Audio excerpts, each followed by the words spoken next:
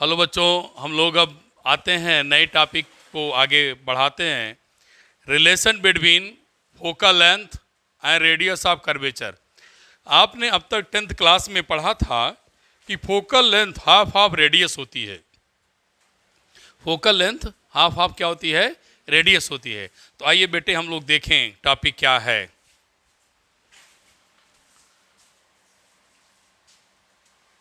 Relation between focal length small f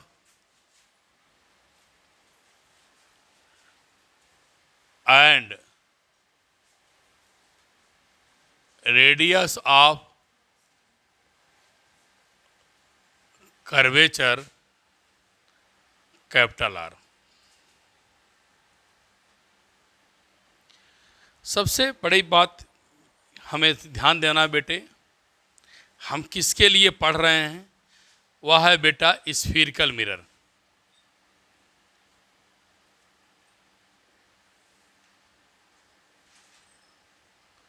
वह क्या है? आपका स्फीरिकल मिरर है।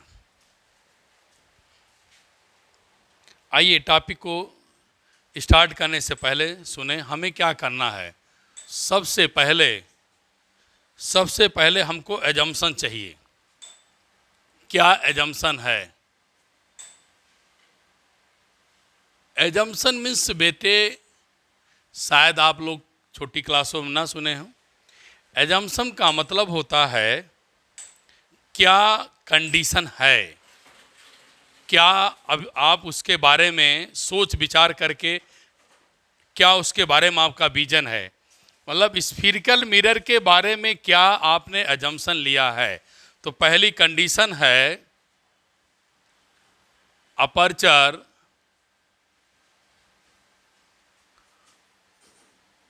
Of spherical mirror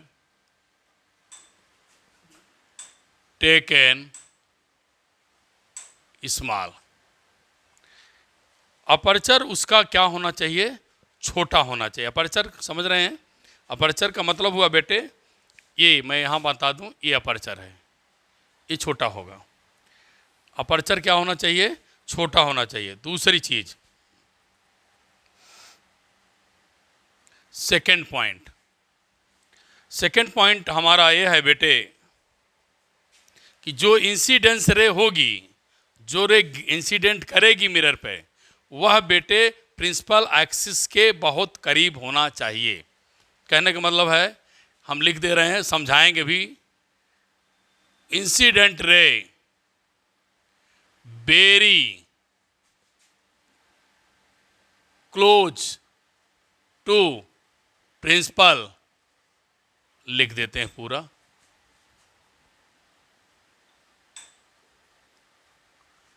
principal axis. ये दो बातें हैं, मैं हाईलाइट कर दिया हूं कि अपर्चर उसका बेटे छोटा होना चाहिए, जो रे इंसिडेंस करेगी वह प्रिंसिपल एक्सिस के पैरेलल होना चाहिए, होना ही चाहिए, लेकिन वह वेरी क्लोज होना चाहिए। कहाँ? प्रिंसिपल एक्सिस के।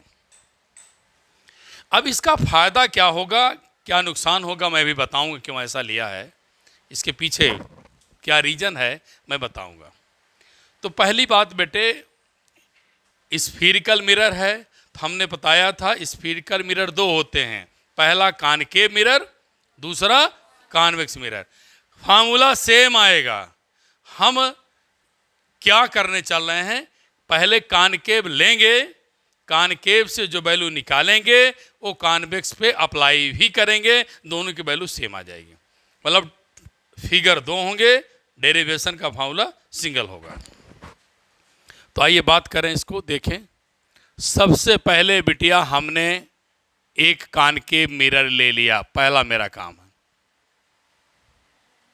कॉनकेव मिरर ले लिया। अब मिरर का जो रिफ्लेक्टिंग पोर्शन है उस पॉइंट को क्या कहते हैं? पोल कहते हैं। क्या कहते हैं उसको? पोल। अब सेंटर ऑफ कर्वेचर से पोल को मिलाने वाली लाइन को क्या बोलते हैं बेटे? बोलिए। Principal axis. वेरी नाइस, सुंदर। अब बेटे क्या हुआ? सबसे पहली बात, मेरी बात सुनिए। जब आपने मिरर बना लिया, कॉनकेव बन गया, तो अपर्चर इस्तेमाल करेंगे। उसके पीछे रीजन क्या है? कोई एक पॉइंट मैं यहां पर इंसिडेंट करता हूं, कोई एक पॉइंट इंसिडेंस करेंगे और उसके हर बिंदु पर, हर पॉइंट पर लॉ ऑफ रिफ्लेक्शन काम करेगा। It means I equal to R काम करेगा। उसके हर बिंदु पर I इक्वल टू आर काम करेगा। तो मैं बेटे क्या करना चाहता हूं? सबसे पहले रिफ्लेक्शन होने के लिए मुझे नॉर्मल लाइन ड्रा करना है। शायद आप लोग पढ़ा है, मैं पढ़ाया भी हूं, 10th क्लास पढ़ा है। सबसे पहले क्या होना चाहिए? Normal line. नॉर्मल लाइन बिटिया बेटे, मेरे बच्चे, प्यारे बच्चे, सुन लो, ए है, इसको मान लिया ए। नॉर्मल लाइन कहां जाएगी? सेंटर ऑफ कर्वेचर से जाएगी, सेंटर ऑफ कर्वेचर से जाएगी। अब सुनो क्या मैं कहना चाह रहा हूं। जितना यह कर्व इस्तेमाल होगा, बोलो, उतना आपका आई भी क्या होगा? ये भी, सॉरी, एक एंगल क्या होगा? इस्तेमाल होगा। तो मैंने अगर इस पॉइंट पर रे को इंसिडेंस कराया, सुनिए ध्यान से, जब रे इंसिडेंस करेगी तो आप इसे क्या बना लोगे? आई होगा, बोलो, होगा, बोलो, बोलते नहीं। इंसिडेंस रे को आई से डिनोटेड कर दिया, ये हमारी इंसिडेंस रे है। अब आप जानते हैं दो पैरेलल लाइन अगर हैं तो ये एंगल आपस में क्या हो जाएंगे? इक्वल हो जाएंगे। इसका मतलब अपर्चर इस्तेमाल ले रहे हैं तो उसका मतलब हुआ बेटे, क्या मीन्स निकलती है? It means AP small angle also should be taken small. अगर ये एंगल स्मॉल हो जाएगा तो इसको स्मॉल होना पड़ेगा। अपर्चर के इस्तेमाल होने से आई अपने आप हमको इस्तेमाल की तरफ झोंक दे रहा है, फेंक दे रहा है, चलो तुम इस्तेमाल बनो। क्यों? क्योंकि अपर्चर इस्तेमाल है। तो मैंने अपर्चर को इस्तेमाल कर दिया, मेरा एंगल इस्तेमाल, मेरा एंगल इस्तेमाल, तो आई हमारा क्या मिलेगा? इस्तेमाल मिलेगा। तो अब मैं अपर्चर इस्तेमाल बोल दिया तो आपके दिमाग में ये बात पूरे फिगर में गूंजेगी, क्या? Angle should be taken small. Angle हमारा छोटा होना चाहिए। छोटा होने का मतलब है हम उसे आर्क और रेडियस के फॉर्म में लिखेंगे, परपेंडिकुलर बेस के फॉर्म में नहीं लिखेंगे, साइन कॉस टैन फॉर्म में नहीं लिखेंगे, हमेशा उसको आर्क के फॉर्म में रिप्रेजेंट करेंगे। Angle equal to arc upon radius के। समझ में आया क्या बोला? नहीं समझ में आया? आ गया। तो मैं क्या बोला बेटे कि अगर मेरा अपर्चर स्मॉल है तो angle also small, angle also small, then I will be small. नहीं समझ में आया? 10th क्लास में पढ़ के आए हैं, जब प्रिंसिपल एक्सिस के पैरेलल रे चलती है तो आफ्टर रिफ्लेक्शन ट्रेवल फ्रॉम, बोलो, ट्रेवल फ्रॉम फोकस, कहाँ से जाती है? फोकस से जाती है। ये आपकी रिफ्रैक्टेड रे है। क्या मैं समझा पाया? बोलो भाई। Yes, good. अब सुनिए, अगर आई है तो इसको क्या कर दूं बेटे? आर कर दूं, पक्का? अब चलिए उसके बाद, अगर ए आई है तो इसको मैं क्या कर दूं? आई कर दूं। अल्टरनेट एंगल है, अरे बोला करो यार। ए आई है तो भी आई हो जाएगा, अल्टरनेट एंगल है। ये लॉ ऑफ रिफ्लेक्शन से आर जनरेट ही हो गया। अब चलिए AFP की बात करिए, ACF की बात करिए। AFC का यह एक्सटीरियर एंगल है कि नहीं? बोलो है। Exterior is sum of interior, इसका मतलब it means I plus R can write. हम लिख सकते हैं, लिख सकते हैं ना? पक्का? चलिए मैं फिर से रिपीट करूं जल्दी जल्दी। Aperture small, aperture small, I small, I small, incidence small, R small, exterior sum of interior. मैं आगे बढ़ूंगा। तो अब मैं दो टॉपिक की बात करूंगा, एक एंगल आई की बात करूंगा, एक एंगल आई प्लस आर की बात करूंगा। तो बिटिया बेटे हमारे ध्यान दें, मैं यहाँ की डिस्टेंस को एफ माना, आर माना, यहाँ की डिस्टेंस को क्या माना, एफ माना। अब आइए एक ट्रायंगल का नाम लीजिए, ट्रायंगल ए सी पी। दूसरे ट्रायंगल का नाम ए एफ पी। बोलो भाई, ट्रायंगल ए सी पी में आइए, मैंने आपको बार बार समझाया, दोबारा समझा रहा हूं बिटिया बच्चे, कि एंगल किस फॉर्म में होगा, टैन के फॉर्म में नहीं होगा, एंगल के फॉर्म में होगा, स्मॉल एंगल। एंगल मतलब arc upon radius, not taken sine cos. तो angle equal to arc, arc क्या है, एपी, रेडियस क्या है, पीसी। एंगल इक्वल टू क्या, आर्क अपॉन रेडियस, ये बन गया। फिर आप आइए ए एफ पी, फिर बेटे आएंगे angle equal to arc upon radius. क्या समझ में आया, angle equal to arc upon radius, angle equal to arc upon radius, मैं लिख डाला। अब लेकिन हम जानते हैं, वी नो दैट, क्या जानते हैं, आई इक्वल टू क्या बेटे, आर।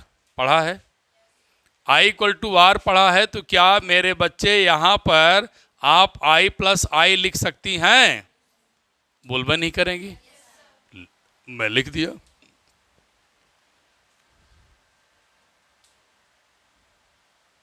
तो 2i इक्वल टू क्या मिलेगा,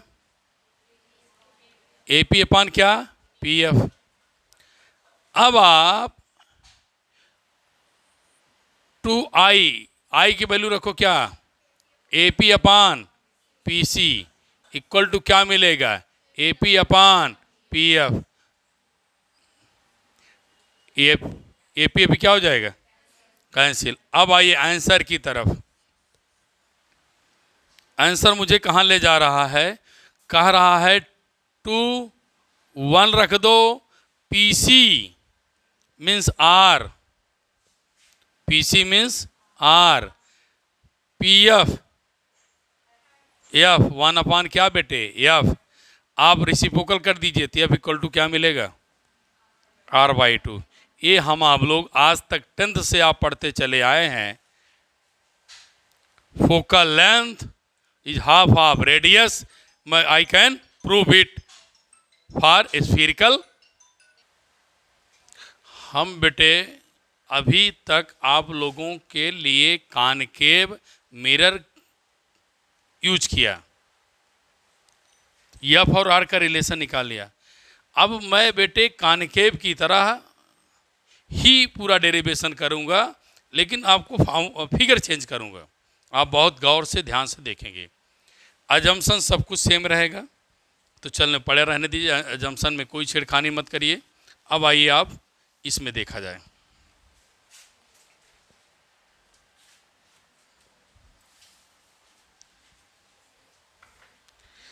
ध्यान से सुने, अब मुझे कॉन्वेक्स चाहिए, मैं कॉन्वेक्स ले लिया।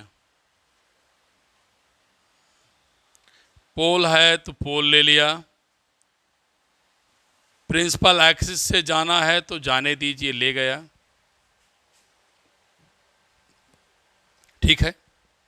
अब आप पुराने फिगर को याद करिए, थोड़ा सा इससे फिगर को और पॉइंट को यहां आप बढ़ा लीजिए। सेंटर ऑफ कर्वेचर की डिस्टेंस आर है, आर रहने दीजिए। आपने इससे पहले सी माना था, इसे आप सी लिखिए, ये तो नाम पूरा है सेंटर ऑफ कर्वेचर। तो पहला काम क्या किया था, आप अगर ध्यान दिए होंगे फिगर में बेटे, तो पहले वाले फिगर में नॉर्मल सबसे पहले ड्रा किया था, याद आया। और नॉर्मल कहाँ से पास किया था, सेंटर ऑफ कर्वेचर से। तो बिटिया बेटे हमारे अच्छे बच्चे ध्यान से सुने, मैं नॉर्मल पास कर दिया। नॉर्मल पास करने के बाद आप नोट्स में देखिए इस पॉइंट को क्या माने हैं, ए मान लिया, इसे आप पी माने हैं, मैं यहां भी पी मान लिया, कोई दिक्कत नहीं है।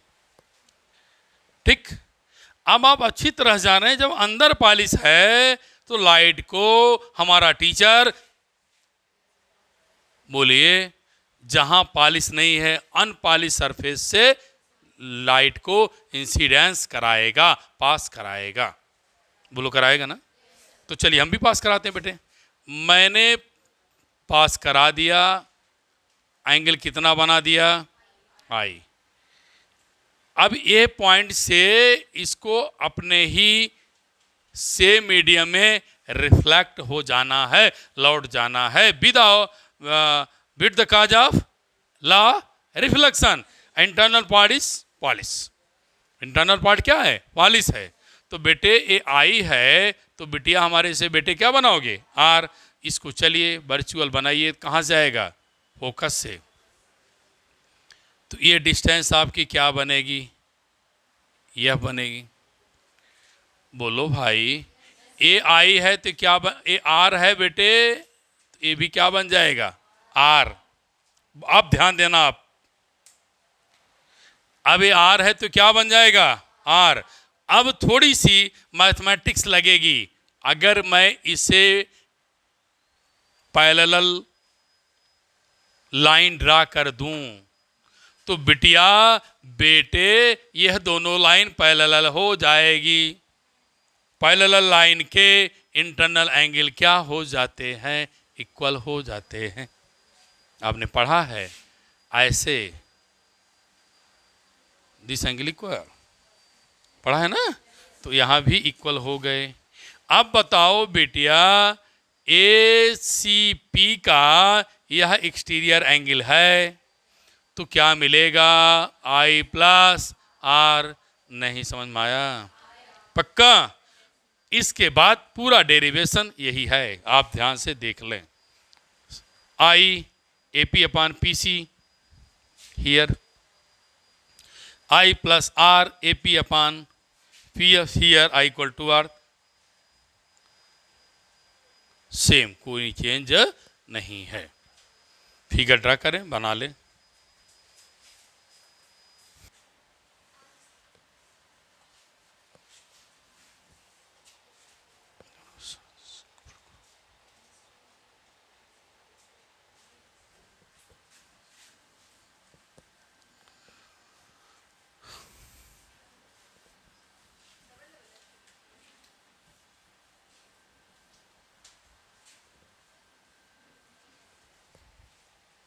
हम लोग बेटे अक्सर पढ़ते चले आए हैं कि कॉन्वेक्स की फोकल लेंथ पॉजिटिव, कॉनकेव की नेगेटिव। अब क्यों होती है देखिए, अब आप इसको भी आज सीख लीजिए। कुछ बच्चे जानते होंगे, जो नहीं जानते हैं वो सीख लें। बेटे मैंने बताया था पोल पर जाइए, कोऑर्डिनेट बना दीजिए। तो पोल पर जाइए और कोऑर्डिनेट बना दीजिए। तो मैंने आपको वीडियो दे दिया है। पोल के राइट क्या होता है, बोलो।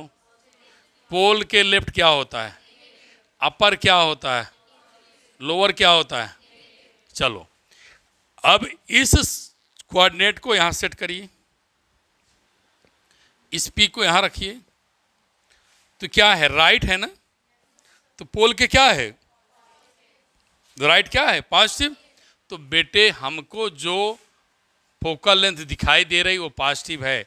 किसके लिए, कॉन्वेक्स के लिए। किसके लिए, कॉन्वेक्स के लिए। अब आइए, अगर मैं यहां पर कॉनकेव बना दूं बेटा, अभी आपने पढ़ा था फोकल लेंथ क्या है, पोल के लेफ्ट है। हमारे बच्चे इस कोऑर्डिनेट सिस्टम को पी पर अप्लाई करें तो फोकल लेंथ क्या है, पोल के लेफ्ट है। इसलिए बेटे फोकल लेंथ क्या होती है, नेगेटिव। किसके लिए, कॉनकेव के लिए। नहीं समझ में आया? ठीक ठीक। अब ऐसे सिमिलर रेडियस ऑफ कर्वेचर देखिए। तो कॉन्वेक्स के लिए फोकल लेंथ और रेडियस ऑफ कर्वेचर दोनों क्या हैं, पॉजिटिव हैं। तो बेटे हमारे अब दोनों लिख देंगे R N F positive. Centre of curvature इसका भी लेफ्ट है, इसीलिए दोनों का क्या होगा बेटे, दोनों नेगेटिव है। शायद समझ में आपको आ गया, समझ में आ गया ना। ये बेटे आपको मैं कंप्लीट कर दिया। अब इस भी लेक्चर में इसको यहीं पर क्लोज करना है, क्योंकि हमारा अगला जो टॉपिक है मिरर फार्मूला, वो बहुत सारे टिप्स लेके आऊँगा। टिप्स से क्या फ़ायदा है कि आप एक साथ 3-4 फिगर बन जाएंगे, इसलिए उसके लिए मैं अलग वीडियो बनाऊंगा बेटे। और सारे बच्चे आपस में इसको पढ़ते रहें और अपने दोस्तों को शेयर लाइक करते रहें। नेक्स्ट बेटे मैं नेक्स्ट वीक में आप लोगों को magnetic effect due to current 4 chapter की व्यवस्था करूंगा। उस चैप्टर को इसको दोनों पैरेलल लेके चलेंगे। ये तो नीट का पेपर है 21 जुलाई के फर्स्ट लास्ट वीक में, इसलिए कर रहा हूँ। उसके बाद बेटे आप लोगों को मैं मैसेज करता रहूँगा, इंस्टाग्राम वगैरह पर या इस चैनल पर दिखाऊंगा, कुछ अपना व्यवस्था करेंगे। आप लोगों को जेई नीट का 20 ईयर का पेपर धीरे धीरे आपको सॉल्व करता रहूँगा। जो बच्चे मुझसे अब जुड़े हैं उनको आपको फ़ायदा होगा, नए पुराने दोनों बच्चों को, 11th as well as 12th। Thank you class.